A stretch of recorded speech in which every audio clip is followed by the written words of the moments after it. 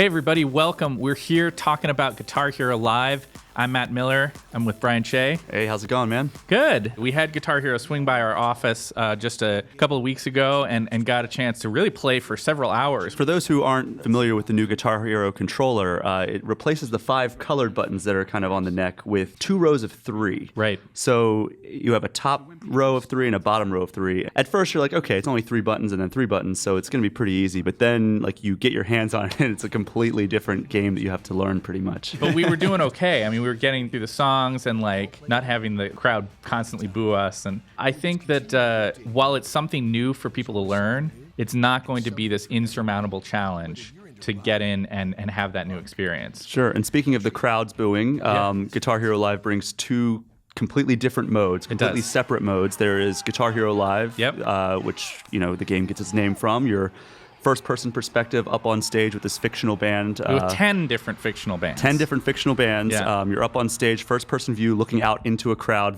varying in size from, like, you know, a pretty small club to a giant festival, which is what we played most of the time in front of. And then you have what we're going to dive into first here, which is Guitar Hero TV, which is this weird kind of streaming service that has a kind of a little bit of a complicated monetary structure to it. But it basically comes down to you've got these different channels that are quite literally streaming channels. When you go into a channel, you just drop in on a song. You could be partway through the song, and you just start playing. It's as if you turned on a channel like one of the music video channels on your cable Absolutely. But as we're going to dive into now, we're going to start looking at a little bit of footage and see how the actual gameplay of this Guitar Hero TV stuff works, and then we'll switch over and take a little bit of a look at the Guitar Hero Live stuff.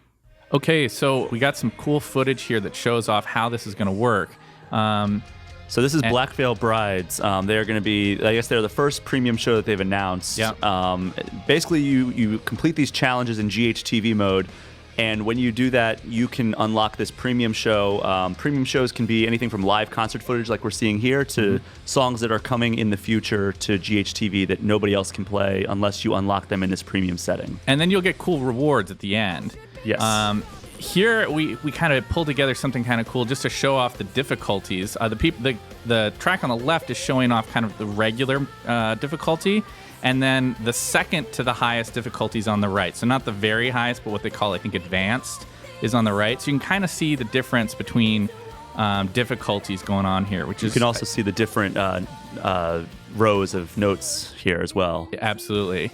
Now we're jumping to this is expert mode. This is the Pretty Reckless, a fairly difficult song. And you can see lots of notes, lots of chords. You can even see the open note strums as well, which are kind of tricky to adapt to still to this day. And those are bars, right? Where it's black and white. Black and white. That's where you're holding down your finger across like the full row. And sometimes you'll have that at the same time as having to play another note that's higher up on the neck, which is kind of interesting. All right, now we're looking at kind of a more chill song. That's right. Cool Kids by Echo Smith. We don't want to get across the idea that Guitar Hero Live this time is all like crazy metal. There's some low-key pop and rock stuff in here for sure. And you can see that the music videos are a big deal, right? You can also see the leaderboard on the left side there. Exactly. That's going to kind of be tracking together with your friends and showing you how you're doing. And this was actually, I can't remember which one of us, was one of us playing here. And so you'll see some mistakes happening. One of the rewards that you had mentioned, unlocking it with the premium stuff and other currencies in GHTV, are cool things like note highways. This is a steampunk note highway. Steampunk guitar, apparently. But yeah, there's these kind of animated note highways that you can get, which are pretty cool. Hopefully not overly distracting. And you can also see some old kind of classic stuff going on here. It's not just new music. They have old videos, old music,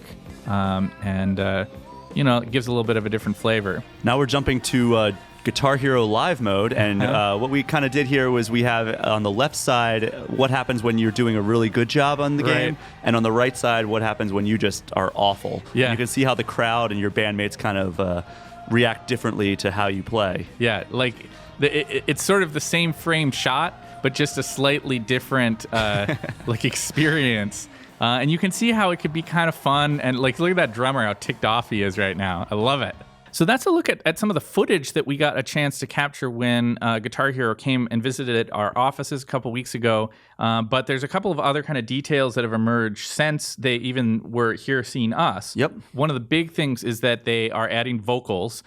This isn't like some revolutionary thing for Guitar Hero or Rock Band games by any stretch of the imagination. Vocals have been a big part of the music game experience for a long time, but it is kind of a big deal that like Guitar Hero, which has kind of said that they're going back to the roots and kind of they're trying to be this kind of pure guitar game, that they are going to have vocals in there. You said this was your first time trying it out. What were your overall impressions? I really like the new control scheme, which I'm surprised about. I was happy about how quickly I could adjust to it as somebody who has been playing these kinds of games for a long time, but I also think it's pretty accessible to new players. I don't love the idea of the streaming thing.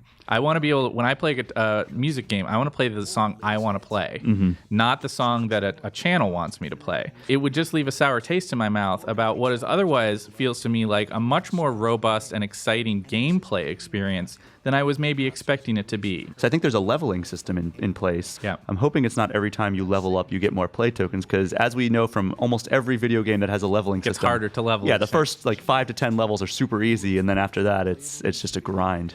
With that concern in mind, I do come out feeling more excited about Guitar Hero than I expected to be.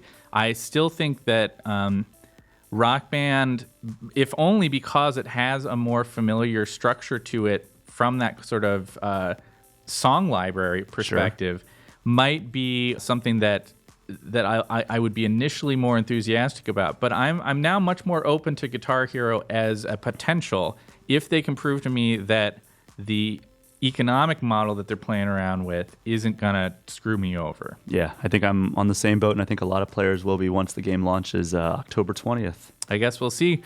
Well, thanks for watching. We'll have more details about both Rock Band and Guitar Hero in the coming months. It should be quite the showdown. Yeah, thanks. We'll see you later.